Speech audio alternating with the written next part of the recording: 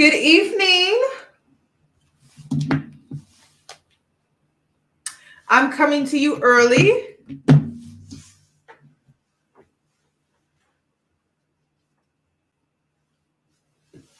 You guys, I'm working overtime. I'm working overtime. Girl, it's a mess out here in these YouTube streets. I mean, they got me on the cleanup service. I trying to figure out how my time got dedicated to cleanup. But somehow I got dedicated to the cleanup service out here in these YouTube streets, girl. And it's just the black streets. I don't know. It seemed like the white streets ain't that bad, you know? So, sorry, I got to remove my shoes. I really just got here. Okay. Wait a minute. You know when your feet hurt? But I was running late. Okay, hold on. Wait a minute. Oh my gosh. I'm really struggling. What's going on now? Okay. Gotta kick off my shoes for this. Okay. Okay. Now, have y'all heard of this going on in the YouTube streets about single mothers and welfare and Section 8? And I just want to add before I get into my intro that when it comes to Section 8, it is for low-income families or single-parent households. It's not just for women. So that means men can apply, men could potentially qualify, but do you read paperwork? That's the question I have to ask. Do you read? Can you read? You know, men don't like doing the tedious things when it comes to paperwork, filling out forms, emailing, faxing, submitting the documents that are needed so that they can be processed so then they can later be approved or denied. You know, they don't like doing that type of work. So they typically hire women like myself because I don't mind doing that type of work, you know? I don't mind filing, organizing, and doing things that need to be done in order for things to get moving, like an approval for Section 8 housing. You know what I mean? So let's go ahead and get into tonight's video. That's what I heard. I heard you don't even have to be on Section 8 for, I heard you didn't have to have kids. I heard you don't have to have kids to be on Section 8. I didn't even know that.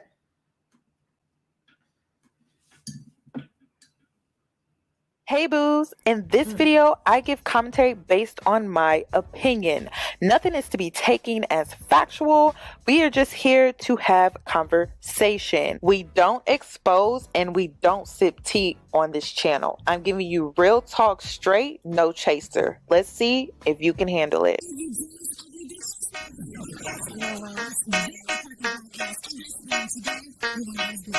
Cause I'm a boss. I haven't done anything for you to be proud of. Of course you have. You are marrying a man who can support you.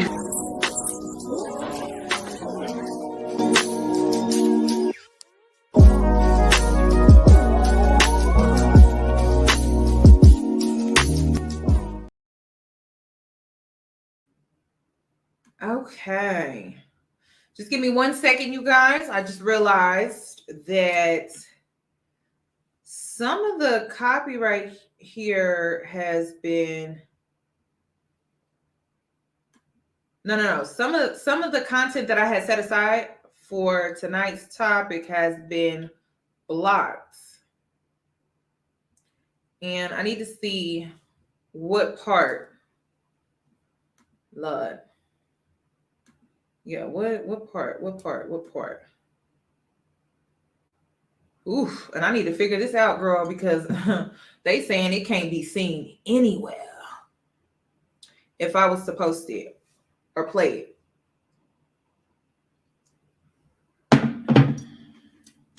And I'm just like, well, why did they tell me? Oh, no, not the 60 minutes. Gosh, The 60 minutes was the main thing that I wanted to include in this video. But you know what? It's okay. It's okay. It's okay. We will just skip over that part, which let me write that down. It's at the 7-minute mark. And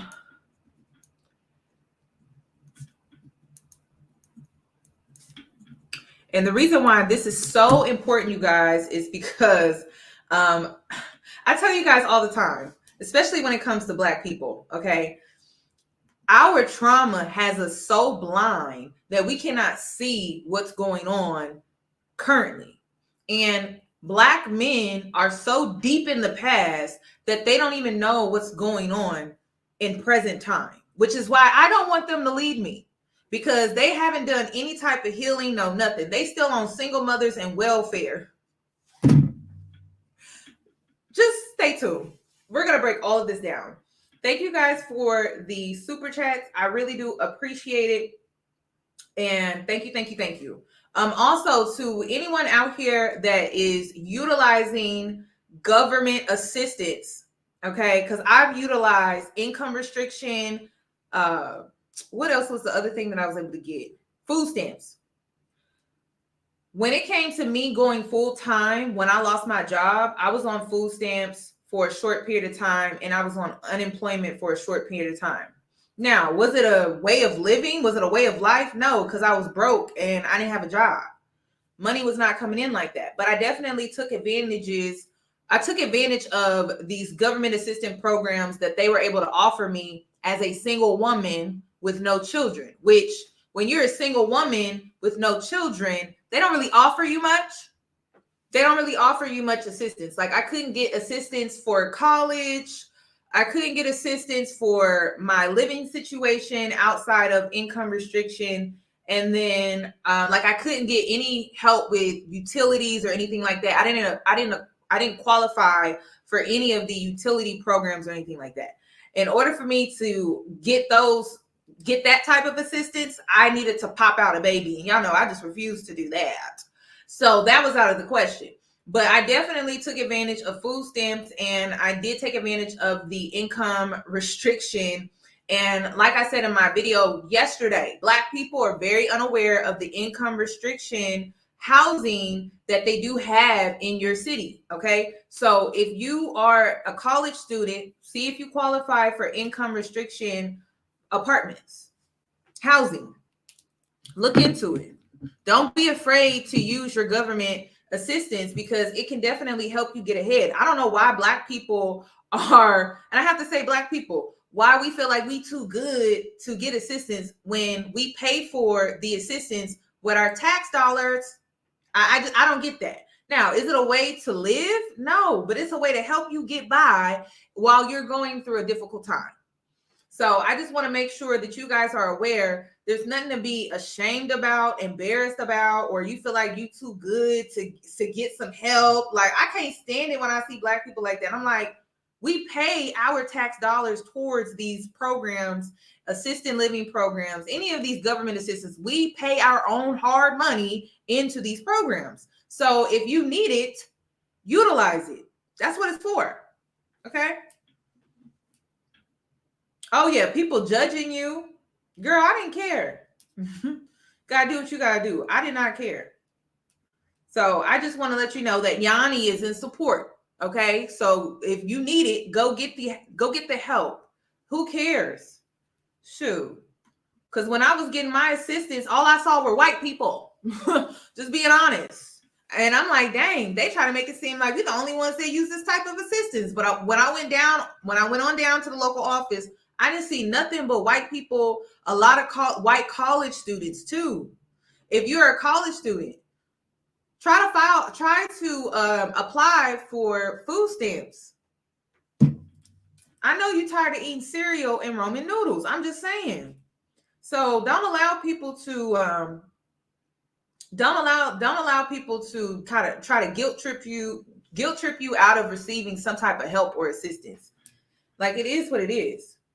Some of the most wealthiest people today use government assistance. Okay, but that's not why this is not why I gathered you guys here today. Feminists, Just wait, they miss. I know.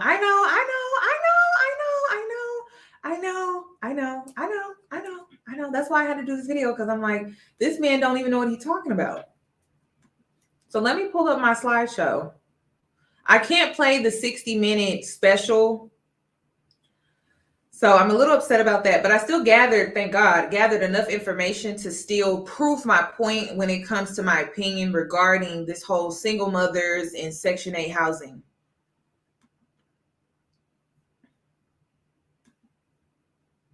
Let me share my screen.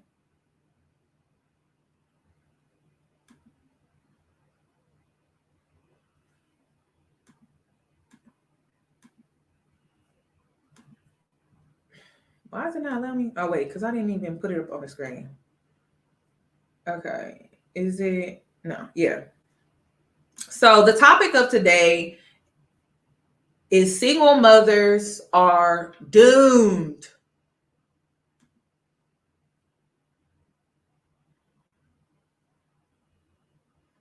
All right. So let's go ahead and start it from the beginning. Let me go ahead and blow it up here for a sec, so we can dive right on into this conversation. Y'all, it is really sad because so many landlords are no longer accepting Section 8 vouchers, to the point where in Atlanta, people are staying in homeless shelters in those tent cities, okay? Athens, Figure out what's city going sanctioned on. encampment. What's the use of a voucher and I can't do anything with it? In a lot of people's faces when they can't find a place. Moved by her experience, she is working with other students to figure out why landlords are locking out tenants on Section 8. We just want to know, did you not get paid on time?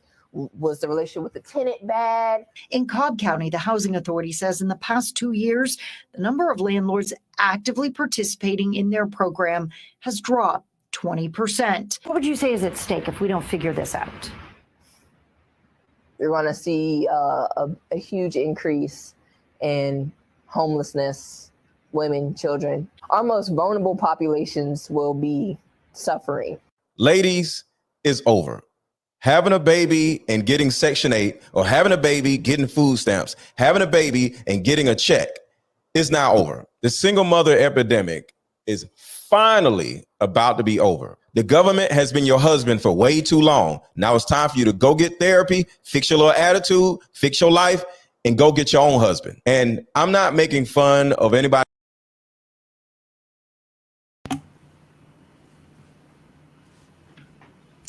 I probably should have given you a trigger warning. I apologize. I know, girl. I know. But we got to break this down, okay? Because I titled this video, "Worth Celebrating, ? Low income and middle income families face housing crisis, and guess who's celebrating?" Now, the reason why these men are celebrating is because they don't do research outside of their trauma.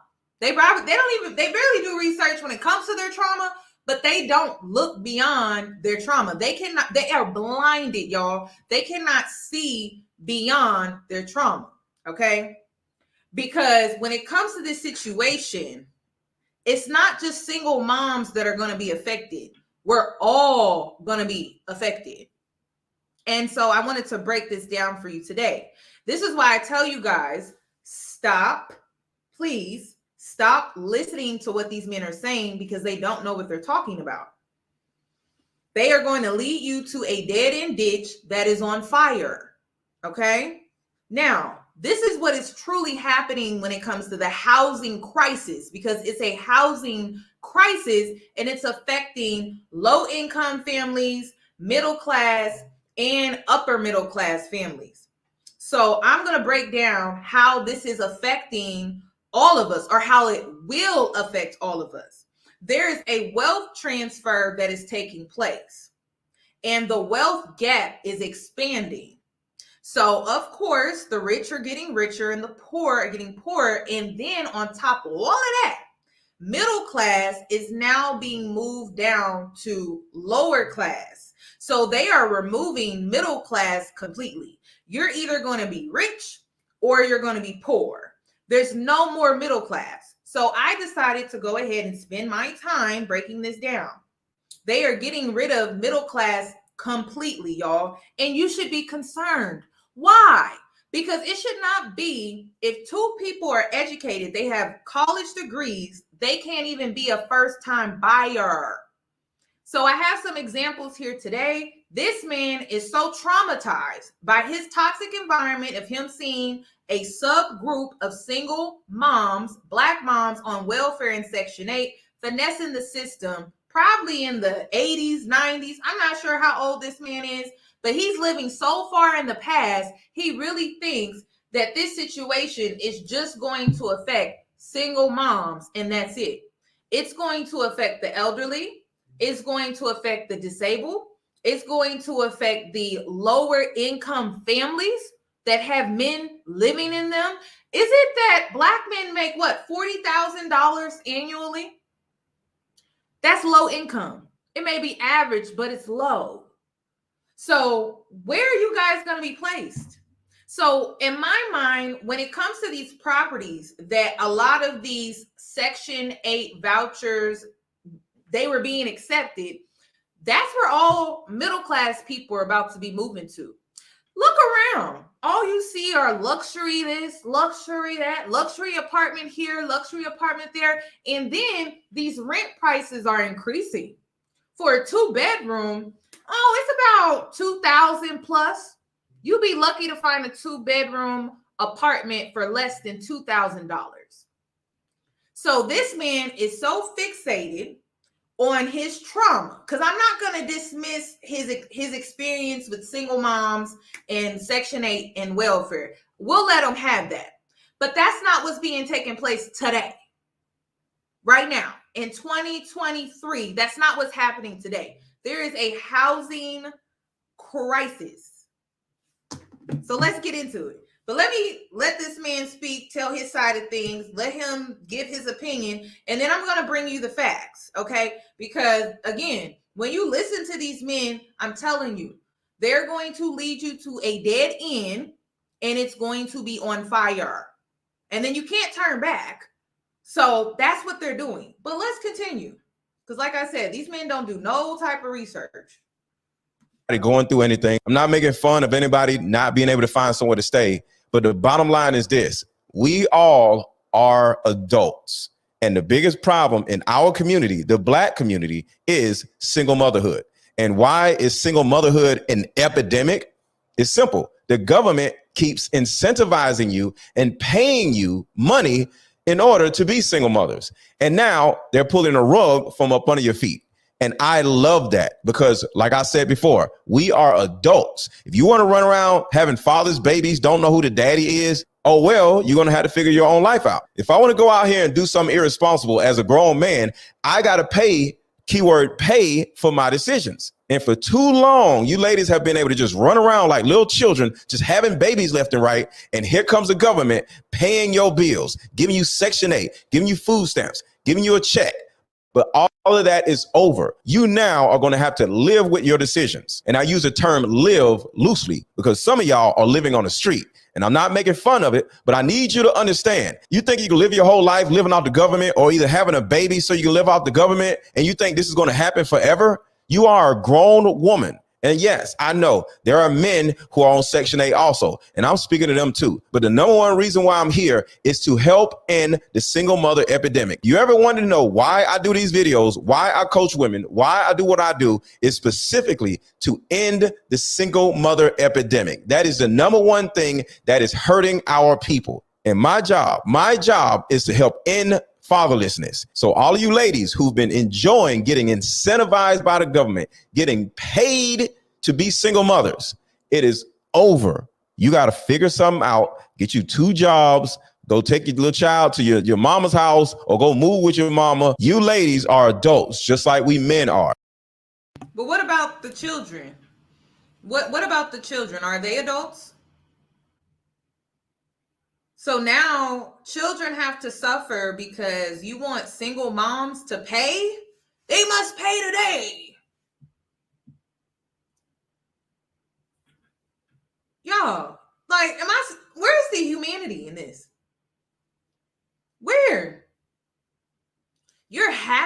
because single moms are going to, I guess, like their ways are finally catching up to them.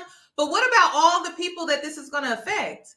Because it's not just affecting single mothers. It's affecting children, elderly. It's affecting the handicapped, the disabled. People who have living conditions where they are disabled when it comes to development, Down syndrome, people that are blind, autistic adults. But he don't care about that. This man is so blind by his trauma, he does not care about none of that. He don't care about none of these other people that are going to be affected by this. And I'm telling you now, I've been stressing this, and I cannot stress this enough. And this is why I'm going to start doing financial literacy type of content on my platform, because you need to get your house in order. This is not the time to be spending. This is not the time to be looking up and trying to keep up with the Joneses on Instagram. The Joneses don't care about you, okay? They ain't gave a damn about you. They not going to start. So let that go, sis. Let the competition just go ahead. Let that go. Because what we are going up against is so much greater than trying to be showboaty out here in these streets, okay? Because all of these systems that we depend on every day, like the housing market, and it doesn't just start and stop with low-income families, public housing, and assisted living. This is also going to affect middle-class families, first-time buyers. A lot of these corporations are buying up these first-time homes, and then they're turning them into rental properties. I know it's happening a lot in Atlanta. And this is why those properties that were accepting Section 8 vouchers are no longer accepting them, because guess who they're waiting for to move into their neighborhood? Guess who they're waiting to move? Guess who they're waiting on to move into their property now that they're no longer accepting Section 8 vouchers? Guess. You, middle class, you. Because guess what? The wealth gap is expanding. Too many of you guys are entrepreneurs. Too many of you guys are content creators. It is what it is.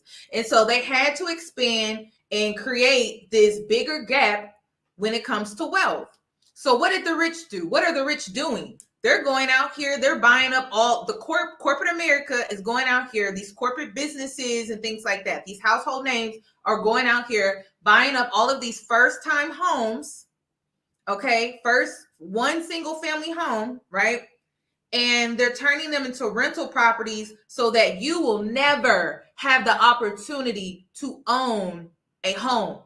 You will always be in debt. You will always rent. That's what this is about. So this is what happened. This is what is happening. You're either going to be able to afford luxury or you're not. If you can't afford luxury, then you will have to stay in some type of rental property.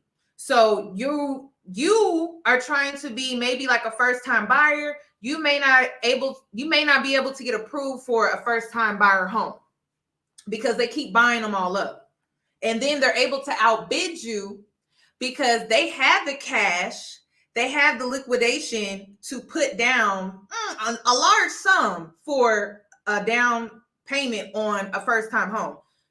Us regular people out here with inflation and everything, we don't got the money to be putting down $150,000. We don't have money to be doing all of that, but these big corporations do. So they outbid you. You can't get a home and be an owner. So what are you going to do? The next best thing. You're going to rent a home, right? Now, the only ones that can truly rent are the ones that have really good credit. You're willing to rent and pay anywhere between, I would say, $25,000 a month and up.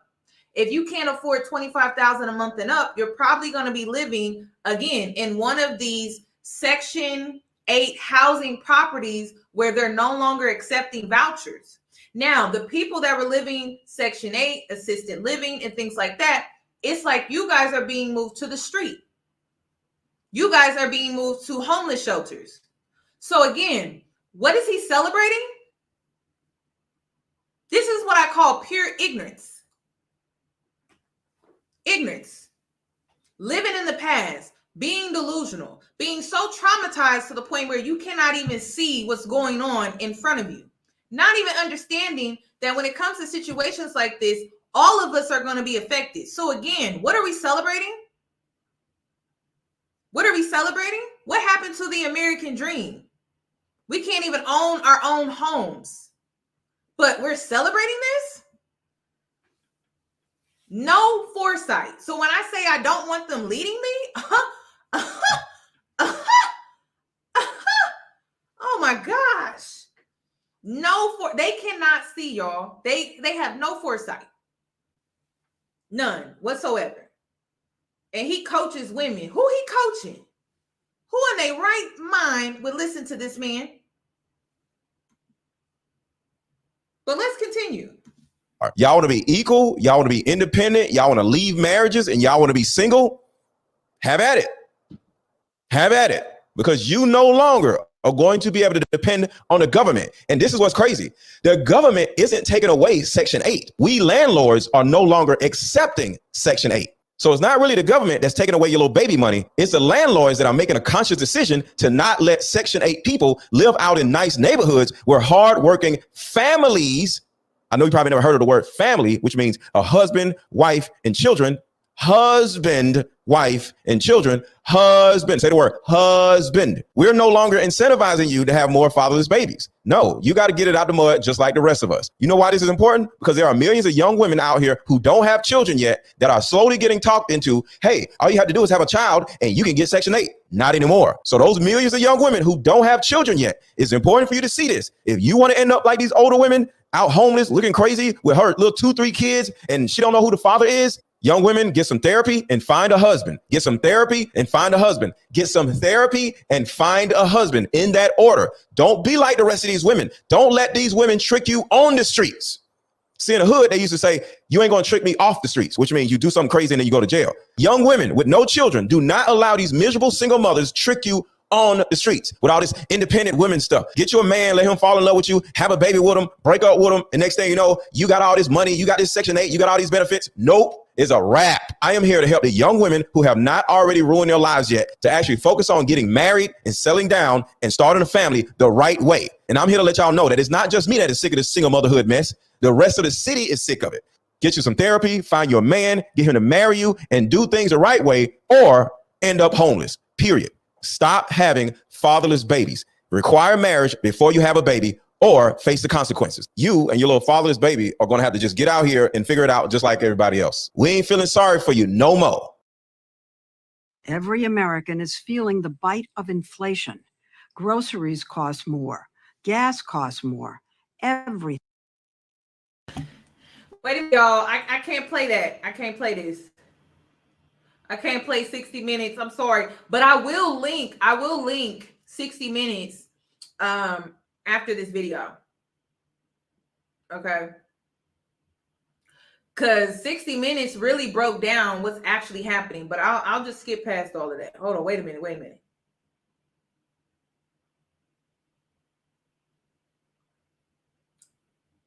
Okay. So we're just going to skip to this part. So, of course, you guys, I'm not going to come out here and just give my opinion and not bring receipts. 60 Minutes was a big chunk of my receipts, but it's okay. It's okay. I'll leave a link so you guys can go and watch that in your spare time so that you can get ahead of this by trying to save as much as you can. Okay? Because this is nothing but manipulation. In my opinion, that's my opinion. You don't have to agree with that. It's nothing but manipulation to me. So let me go ahead and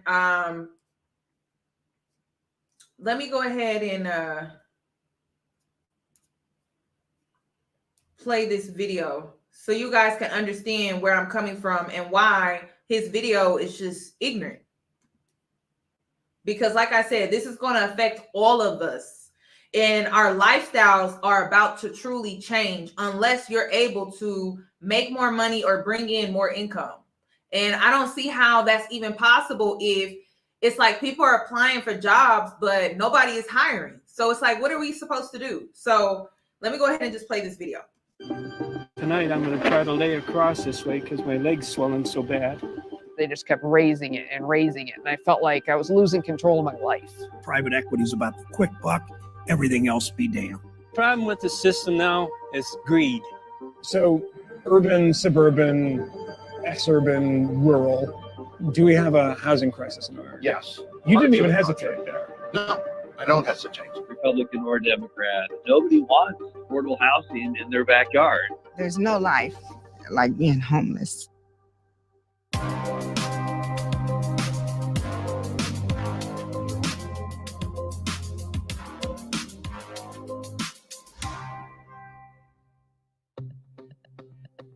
The affordable housing crisis in America is a national issue. There's nowhere that is immune from it, but it's especially acute in places like Manhattan and big cities, where to my left you have public housing and right to my right, $6 million apartments for sale.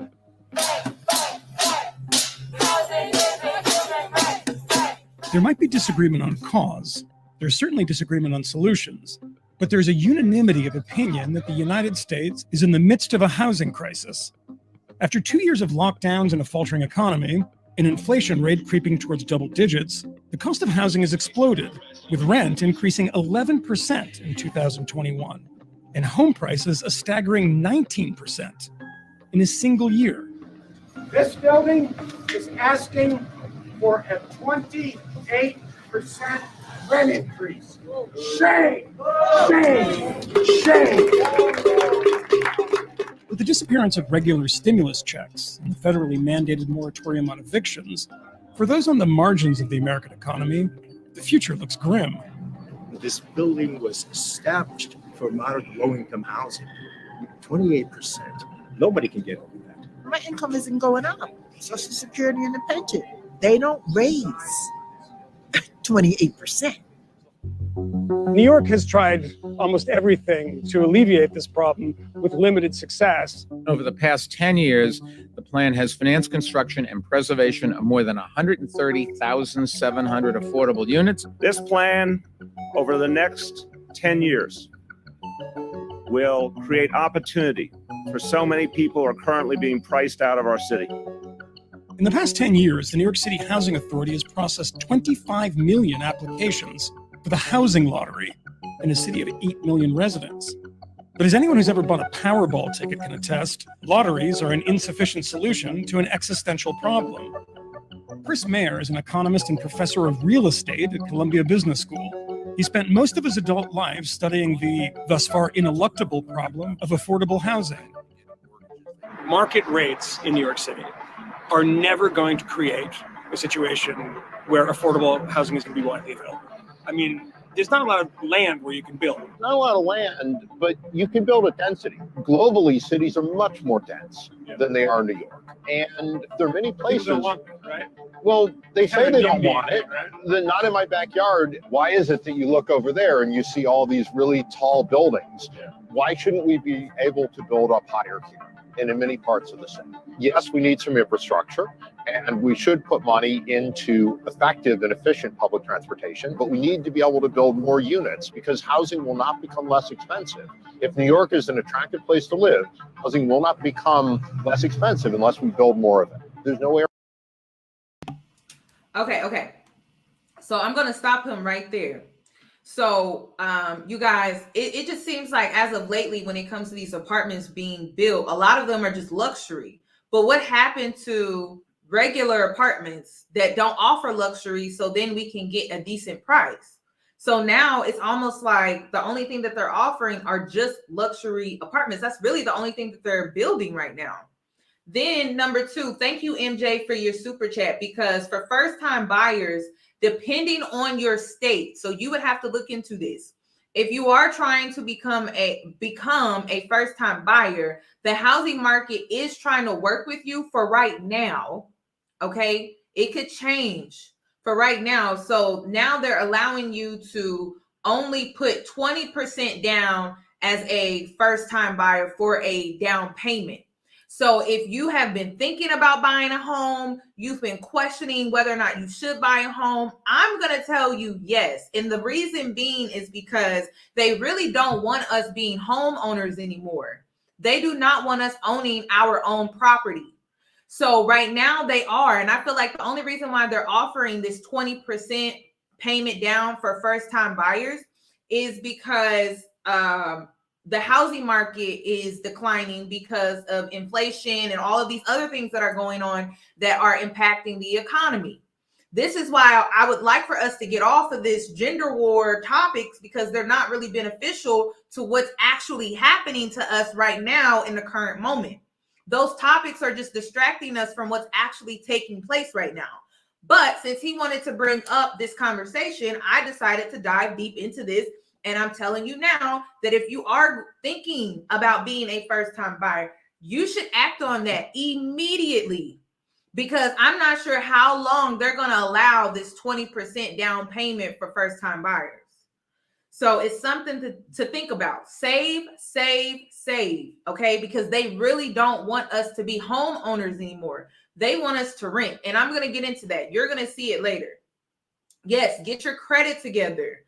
Get your credit together, pay down your debt. Like, it's crucial. Like, this could actually affect you when it comes to your retirement. This could affect you when it comes to having children. This could affect you when it comes to just being able to own land and a house. That was the whole American dream. And it's like they're trying to get rid of the American dream. 20% is still high, but the interest rates are low right now for first-time buyers. So, okay, so this is the thing. 20% is a down payment, but then the interest rates are of a second-time buyer, I believe. I would have to double check. So it's still 20% down, but the interest rate is where you're getting your savings, which is, to me, a better deal, in my opinion, because you would want a lower interest rate. Typically, when it comes to first-time buyers, your interest rate is pretty high. So this is an American nightmare. Yes, it is. Yeah. And we over here arguing about stupid stuff, about single mothers in Section 8 and welfare, knowing damn well these kids have the potential to be on the street. All because you have an issue with the mother. That don't sound like bitterness to you? That sounds like bitterness to me. So ladies, please get your stuff in order. Stop putting your credit on the line for these dusties. Stop having these dusties kids, because clearly they don't care about you. They would rather see you out on the street laughing at you than actually taking care of their responsibilities. They got time to be having those type of conversations. So we need to get serious about what's going on. But let me go ahead and continue. But thank you, MJ, for that super chat. Thank you guys for all the super chats. I really do appreciate it. And if you are going to super chat, please educate the people, okay? Thank you. Stay around. Yeah. On the continuum of affordable housing options in America, at the cheapest end is the humble trailer park, which, after years of negative associations, has been rechristened manufactured housing. They're inexpensive and often available to those with bad credit, and 6% of Americans live in one. There are, though, some downsides. So we're pulling into the Schwartz Creek Estates, which is a mobile home park in Michigan that is now owned by a private equity firm, and people can't afford to stay in their houses. Holy fuck. Sorry. I get that reaction a lot. Are those? Yes. So I keep tarantulas. Holly Hook is the founder of Michigan Mobile Home Residence for Affordable Housing.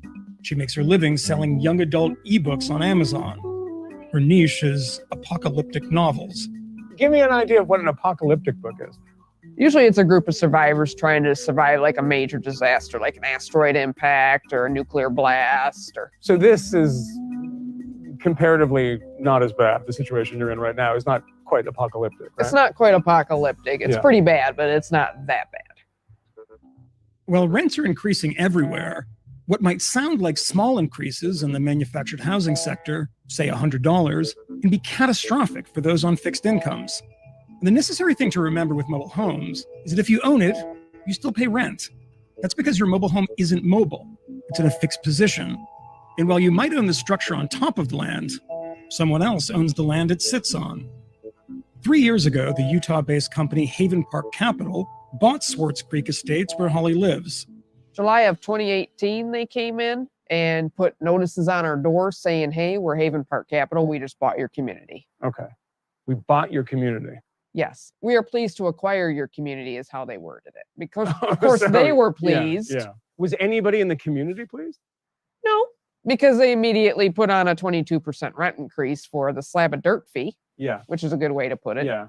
And how much is a slab of dirt rental fee? Well, when I started out, it was only $290 a month under the old owner. That was in 2012. That was in 2012. That's a pretty good deal, though. So it's gone up from $290 to today. The lot fee by itself is $416. $416. And there's other fees heaped on top of it now that used to be included in our rent. We have trash, sewer, we have a school tax, we have an admin fee after they took over billing us for water. It's been roughly a 55% increase in 3 years. There's got to be some increase at some point, right?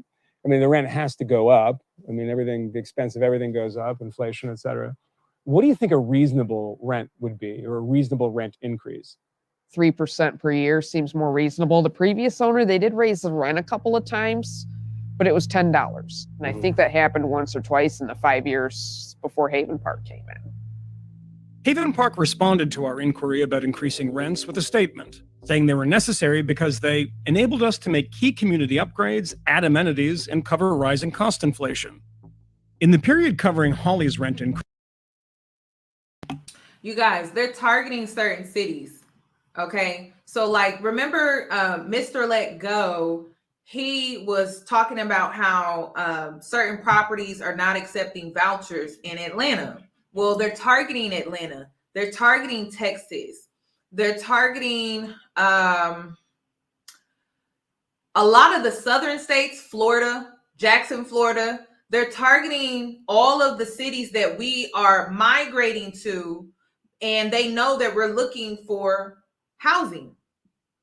So you'll see them bring that up. That's why I didn't understand Mr. Let Go's opinion, his approach to the topic, because I'm just like, they're actually targeting these cities and everyone is being affected. That's why when it came to my rent, you guys, not the last time, but before that, when I renewed my lease after my first year of being here, which was in 2021, my rent was $400 less. So when I renewed my lease, the market had jumped $400 and I was obligated to pay the $400 difference in order to renew my lease.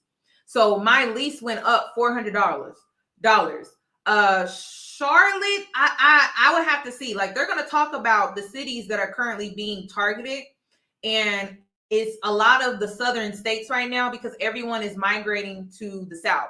Like people from New York, people from California, people from Chicago, even people from the Midwest are migrating to the south. Okay. So they're targeting Atlanta. And that's why a lot of those properties are no longer accepting Section 8 vouchers, because they want middle class to move into those apartment properties or those properties to take over. Because I mean, if we keep looking at $400 more a month. $400 more. So when I moved in, it was $400 less. When I had to renew my lease after my 1 year, 12 months, I had to pay $400 more for another year. So it had jumped, y'all. Like, I was like, what? And I'm like, is this even legal? Is it even legal? So let's continue. All of us are being affected by this housing crisis. It just seems like the people that are being affected the most are elderly, veterans. Oh my God, did I mention them earlier? Veterans are being affected. The disabled are being affected. Single mothers are being affected. I don't think I mentioned veterans earlier, you guys. So it's really sad. I just didn't understand his approach when it came to his topic, because I'm just like, veterans are being affected. None of these people should be on the street. Okay, our senior citizens, they work their butt off to get to where they are. They shouldn't have to struggle in their retirement age. That's ridiculous.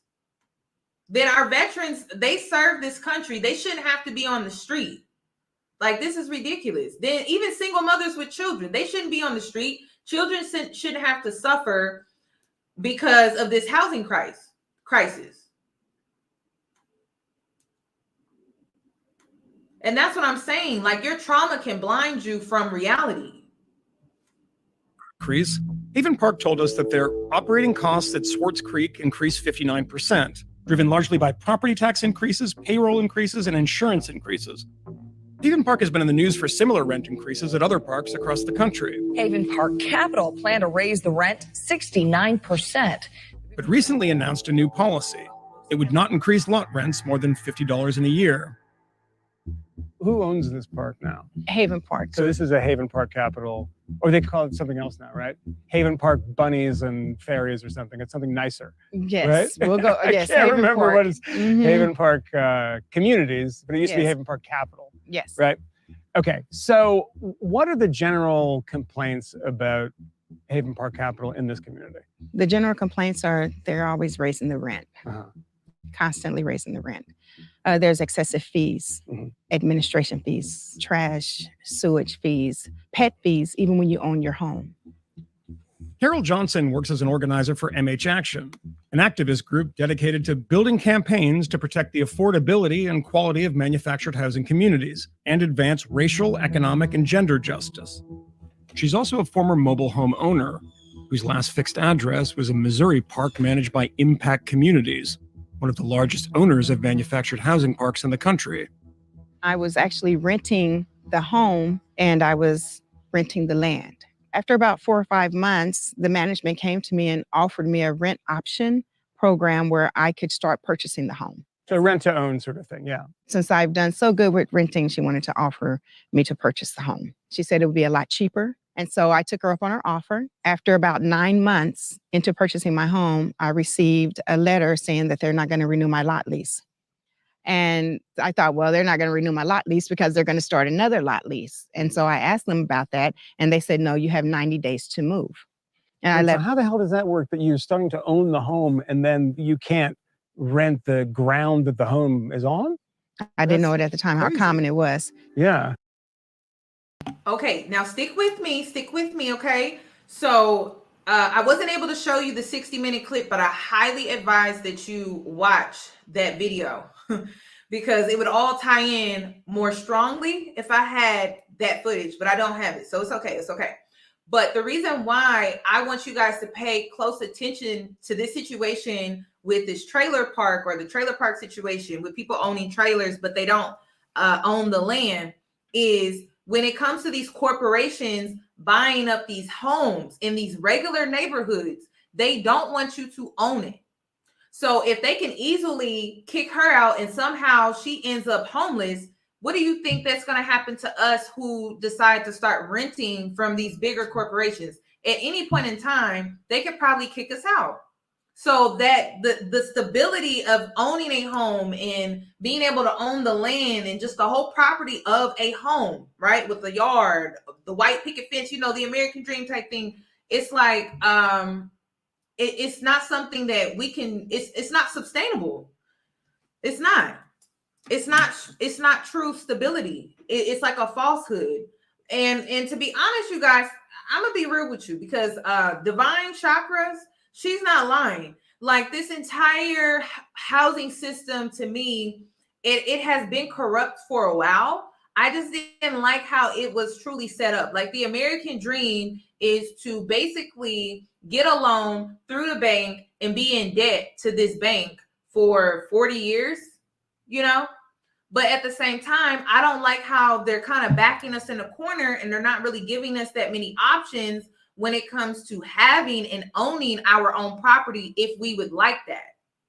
So a lot of these big corporations are buying up these first-time buyer homes because they're forcing us to rent, which is widening the wealth gap.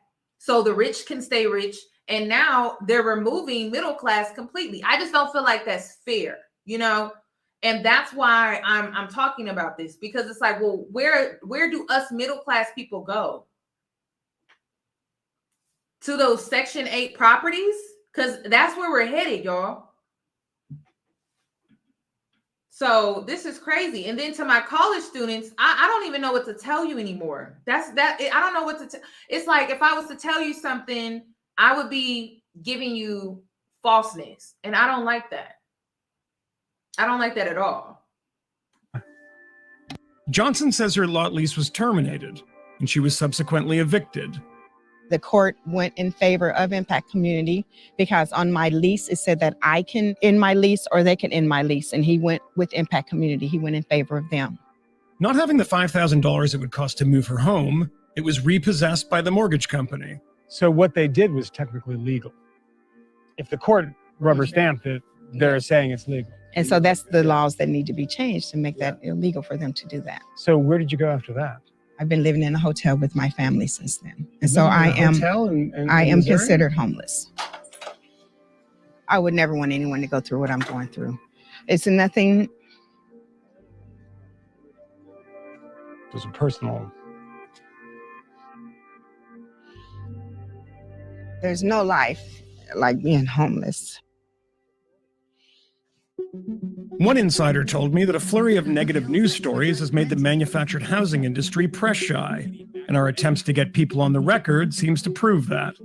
But one entrepreneur, Frank Rolfe, who runs a so-called university for potential mobile home park investors, has become the de facto public face and the gray eminence of the industry. And he has little problem saying what everyone knows to be true, but thinks impolite to say. One of the big drivers to making money is the ability to increase the rent. If we didn't have them hostage, if they weren't stuck in those homes in those mobile home lots, it would be a whole different picture. The subsequent press has not been kind to Rolfe. Wow.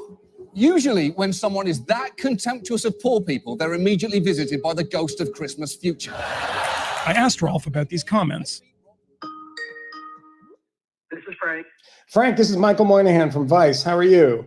Hey, I'm doing good. How are you doing? Great. So you come into a lot of media focus because of the university. If I said, I want to take your course, how would you sell it to me that this is actually a great profit generator for me?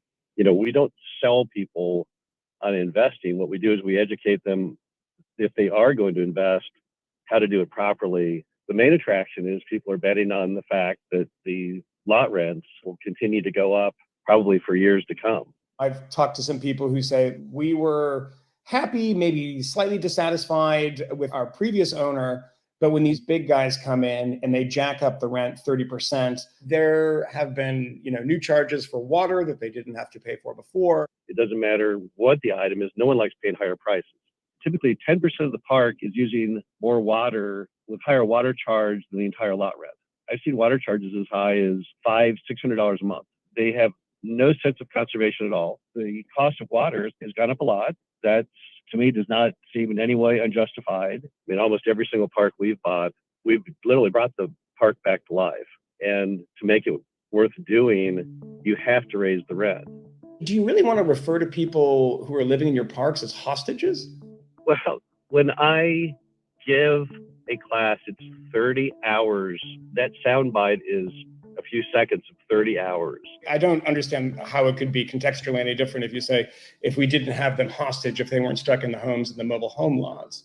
I certainly do not believe customers are hostages. And if that offends anyone, I apologize for offending them. But no one at that class came away from that thinking any different than these are the customers. And they're not hostages. We don't tie them up or anything like that. So that's not in any way correct. I don't think anyone actually would think that. The word mobile is a misnomer. It is not a mobile home. I thought they must be cheap to move. They're not cheap to move at all. So again, I liked that. Do you mind not being liked? We are liked by our customers. The rents had doubled, but their quality of life had gone up infinitely because they had roads that were paved and working water and sewer and a nice office and a nice entry and new signage. So it all comes back to value. The majority of the residents are thrilled with that. So we're liked by our customers, but we're just kind of not liked by the media. One thing that the media never gets right on that whole concept is mobile home park people have a very real option that no other housing people have, not houses, not condos, not anyone. I mean, the options are they can sell the house if they're unhappy. They can sublease it if they're unhappy. They can obviously walk off and abandon it. But the fourth item is any mobile home park owner in the U.S. will happily pay to move anyone who's unhappy's home from one park to their park. It costs about $5,000 to move a mobile home, and probably every single park owner out there, with the exception of some moms and pops, will happily pay that bill. They have the ability to not extend your lease on your property, depending on how you're treating your property. Even though I own my house, I could be evicted if I'm not following whatever their guidelines are. There's really no security. They can say at any time, hey, you got to go, but they're really not movable, especially having decks on them and everything else. You know, it's pretty expensive. I don't have $10,000 to move this. That's what it costs. And I can't afford to sell it because I can't afford to fix it. It's a pretty incredible sentence. I can't afford to sell it. So how much was the trailer when you bought it? They sold it to me for $19,900. That's an 86 trailer. That trailer's only worth about $5,000 to $6,000. Grover Canine is a 75-year-old retired welding instructor and maintenance worker. He spent the last few months living out of his truck.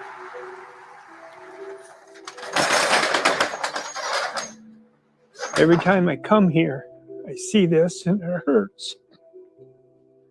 My whole life's in this 10 by 20 shed. So you've been living in your truck for a couple of months. Yeah.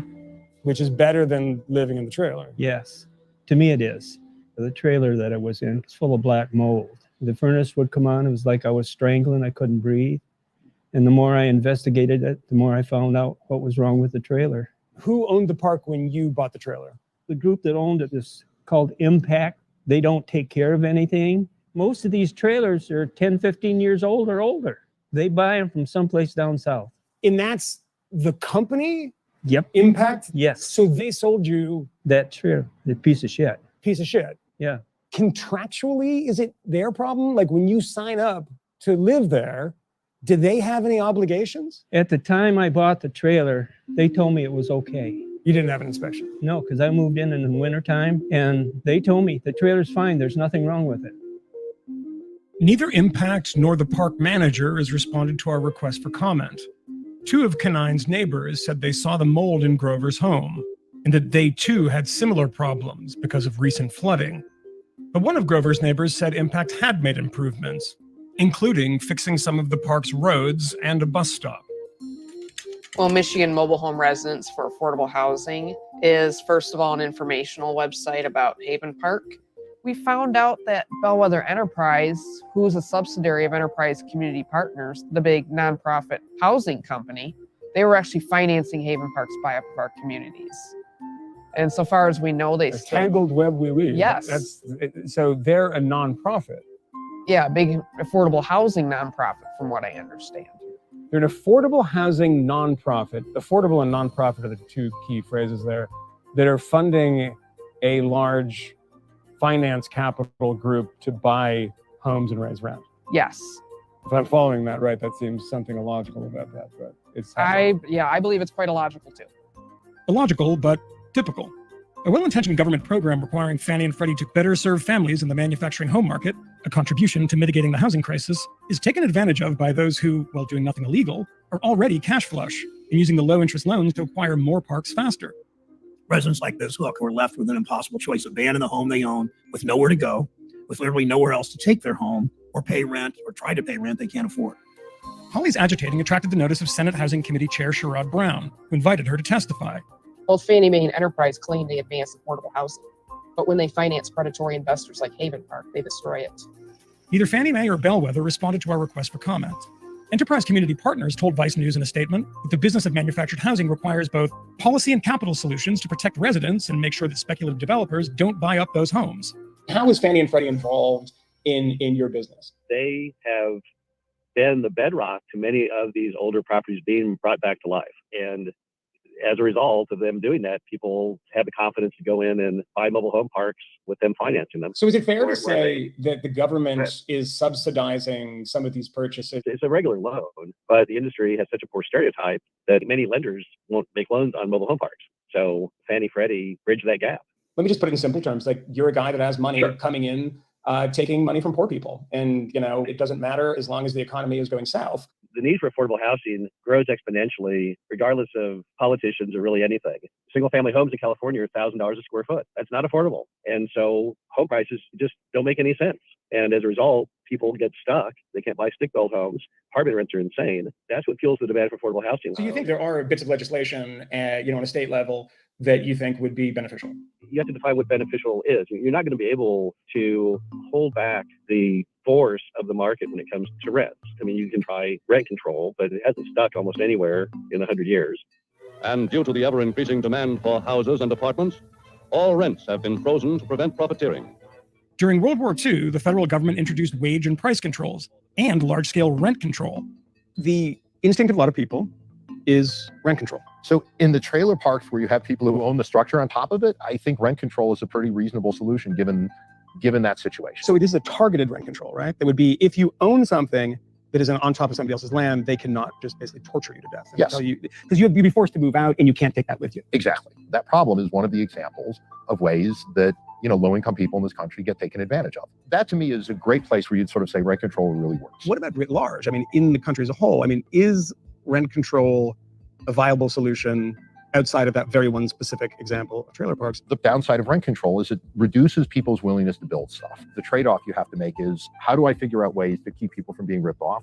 But how to allow the market to work to allow people to build more housing? And the way to get more housing to me is, instead of saying we have a fixed amount of housing, and what we're going to do is not let anybody raise rents on it. So we just build these bigger and bigger and bigger lists of people who want to get into the housing. And that's not a good solution. The solution instead ought to be to make housing more affordable. And while economists tend to agree on very little, there is something approaching a consensus that rent control hasn't produced the desired results and was abandoned in liberal enclaves like Berkeley, California, and Cambridge, Massachusetts. We are a country that has an inequality problem. Would you agree with that? Yes. How do we house poor people? Make it a heck of a lot easier to build immediately. And I would put tens of billions of dollars into vouchers at the federal level to help. Tens of billions of dollars. Yes. We have to have a way to sort of allow new people coming in, whether they're young people, whether they're families, whether they're immigrants, and people who are coming in new to a market, and to give them the ability to buy and live in affordable housing, which is the things that our parents had the ability to do. So why is Mr. Let Go celebrating vouchers no longer being accepted?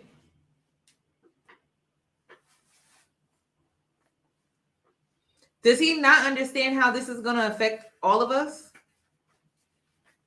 Because this man here, this professional, he understands how this is going to affect all of us. Because that's typically how it goes. This is why taking care of the homeless is important. This is why being involved in your community is important. This is why being involved when it comes to your children is important. This is why taking care of family is important.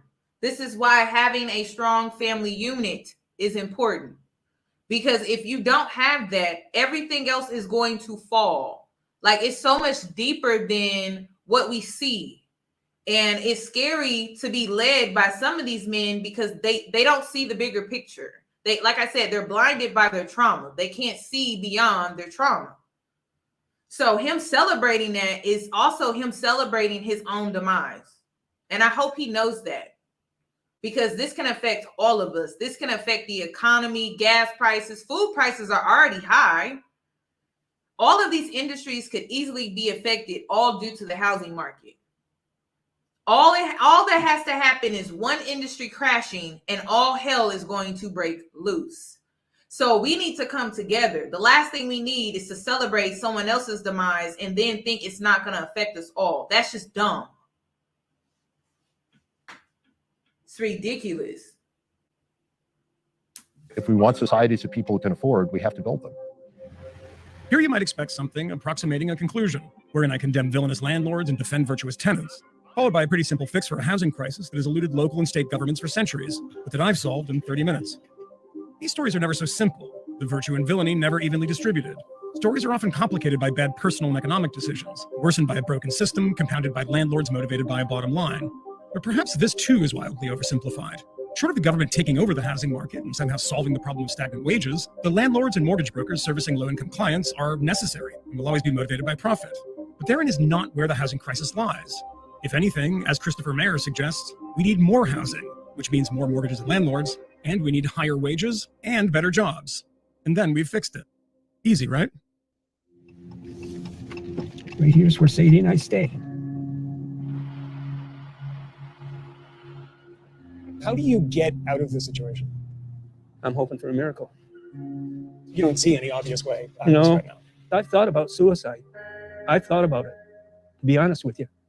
I've been talking to people, and that's helped. Just like talking to you now. That takes some of the pressure off.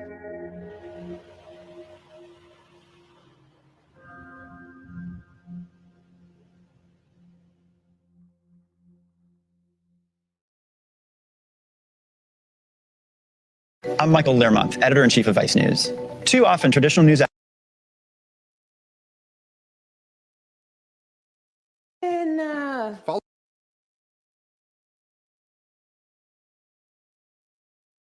Okay, y'all, it's sad, y'all.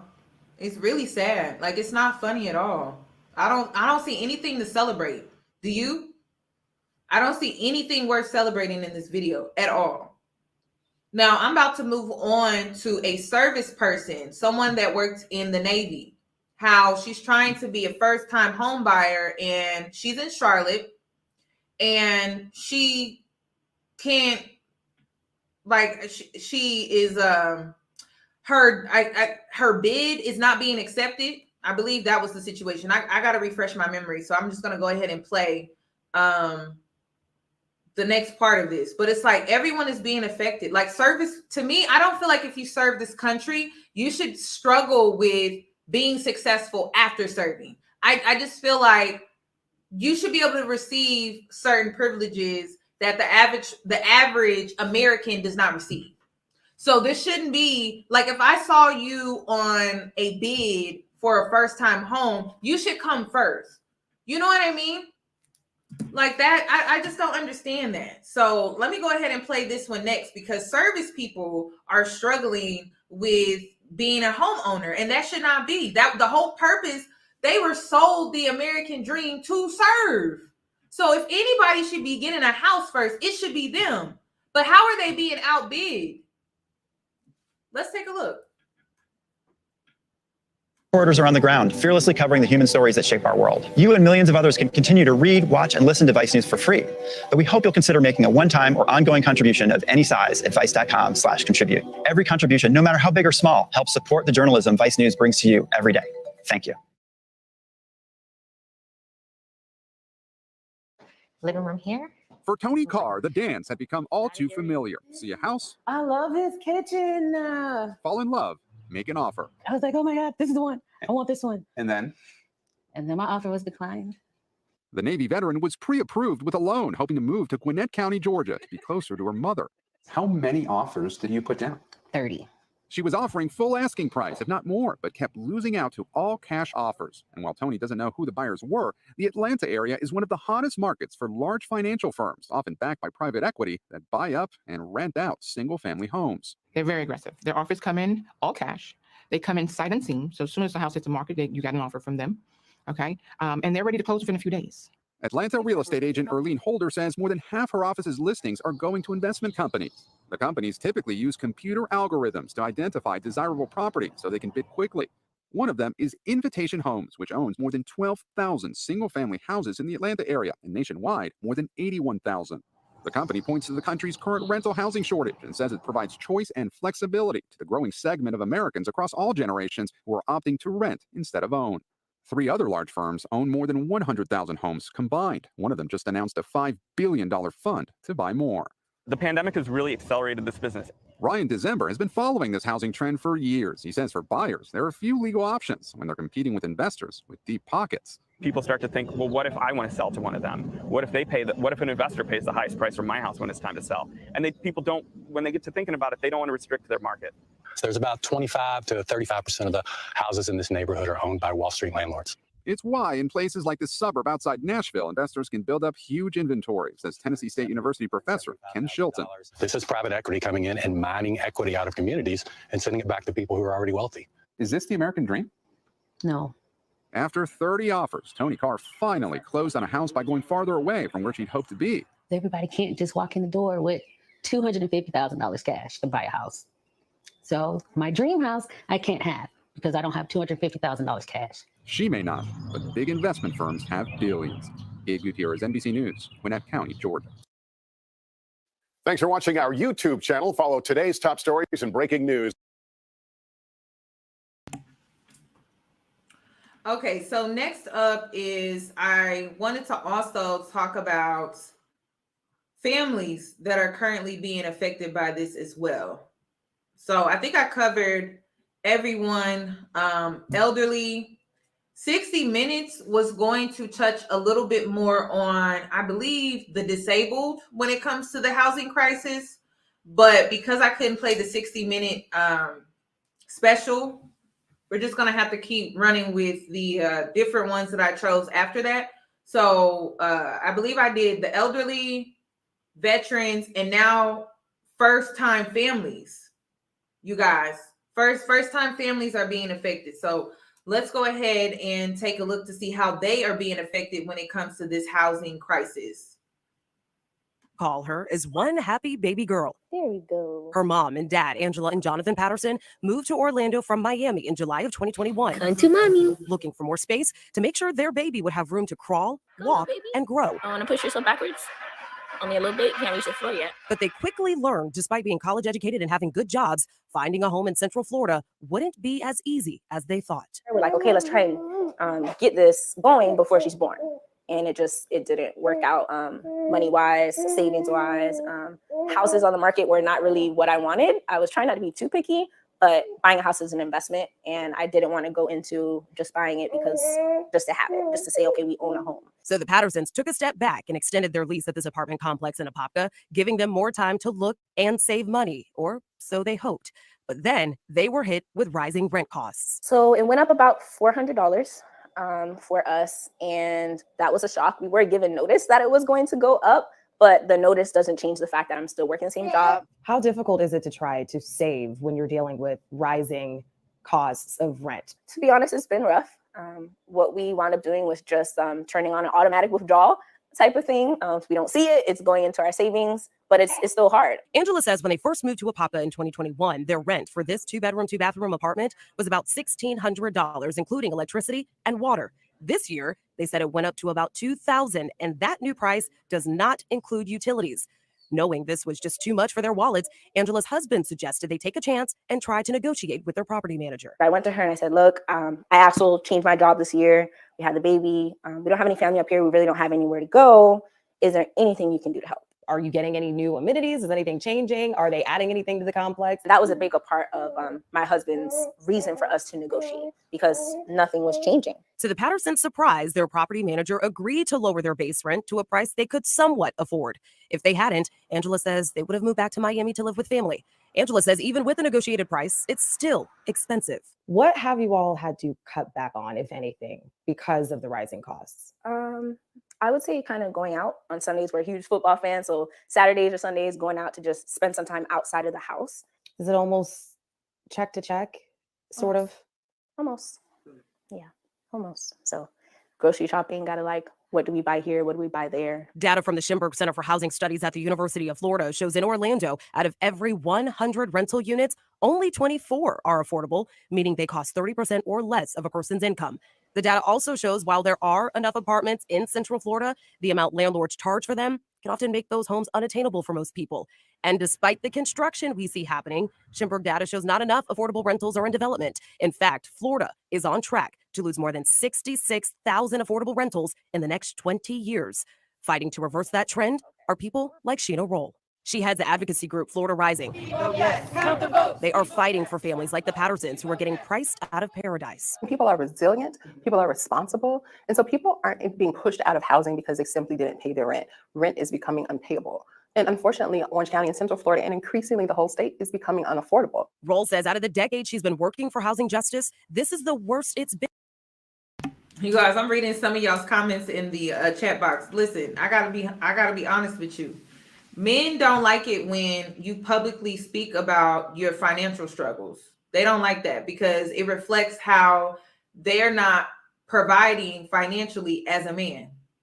Now, there may be some truth to what you're saying as far as her being a single mother, a married single mother. There may be some truth to it. But again, like making your financial struggles and hardships public, not too many men are going to be okay with that. Not too many men are going to be okay with you making that information public for everybody. So I really don't know their situation, but I'm just telling you ladies now, men do not like it when if you guys are married and you're financially struggling, that you go and you talk about it to somebody else. They just don't like that. So I don't know if she's married and a single mother, not sure. I don't know if maybe her husband just wasn't comfortable with her being so public about their financial struggles. I'm not sure, but you got to always keep that in mind that men are always going to be sensitive when it comes to finances and money. That it is what it is. The same way we're sensitive when it comes to beauty and our weight, okay, and our bodies. It's the same thing. They take it very personally. So I'm not sure what the situation is, but I just wanted to use them as an example as far as when it comes to, you know, home, like when it comes to these new families, how they're not able to even afford, they're barely able to afford rent. They're barely able to afford to get a house. And that should not be, not when it's two college educated people and they have college degrees and they were promised the American dream. So I just need you guys to understand, like you can, I mean, listening, depending on who you listening to, they're like feeding you a falseness, like a falsehood, a false story. It's not reality. Like look around. I don't advise that any woman is out here giving birth out of wedlock. Why? Because you're going to be the default parent. So all financial responsibilities are going to be placed on you. Section 8 vouchers are now up in the air. Public housing, public assistance is all up in the air. Childcare is expensive. These cars, gas, food. Do you really think it's a good idea to be out here getting pregnant? No, it's not. It's not. And the decision that you make today moving forward, that will affect your future. This is how crucial and important it is. And also, I'm going to be bringing on a financial advisor. She hasn't gotten back to me yet. I'm hoping she will do a live with me because I do want to bring educational content to you guys about how can you prepare for what's to come or what may be to come. Because it's so important. This can impact the rest of your life. This moment right now, because we are living through historic times. This type of stuff is going to be written about, talked about. So we definitely need to learn from our past mistakes based off of history and how we need to move forward so that we can try to be successful. You know, all we can do is try. That's all we can do. So I'm hoping to bring a financial advisor onto my platform so we can have a conversation about what do we need to plan for? What do we need to look out for? How do we need to manage our finances moving forward? How can we come up with the proper budget? What are some things that we need, that we should be cutting back on? You know, like stuff like that. So hopefully I can bring her on and we can do a sit down interview. Ben and families are suffering, she says, because the wages don't match the increase. And your rent is about $1,800. And you get a notice that within a month and a half, your rent will be $2,500. Where are those $700 going to come from? There's no job you can walk into the door and say, I just need $700 more. It's not possible. And that leads to desperate times for many who aren't used to living check to check. You start to see middle class, upper middle class homelessness where families are broken apart. Thank you. And you put 2 children here and 1 child there, and the parents have to stay in different places, or sometimes the parent sleeps in the car. You see people renting U-Haul trucks and vans because it's much cheaper than rent, and hitching it to their cars, sleeping in it overnight, parking it in a parking lot and driving their cars to work. Back at the complex where Angela lives, she told us some of her neighbors are moving in together to a bigger unit to split the costs regardless of the capacity limit. If it's 3 bedroom, you can only have 6 people. Some people, I know for a fact, have more than that there because that's their only option to make things work for themselves and their families financially. It's a struggle for many, but Angela and her family are just trying to keep it all in perspective. So it's disheartening. We're definitely grateful that we're in a position to where we can stay here and we can keep the lights on and the water. It's tight, but at least we're in a position to where we're able to take care of the necessities.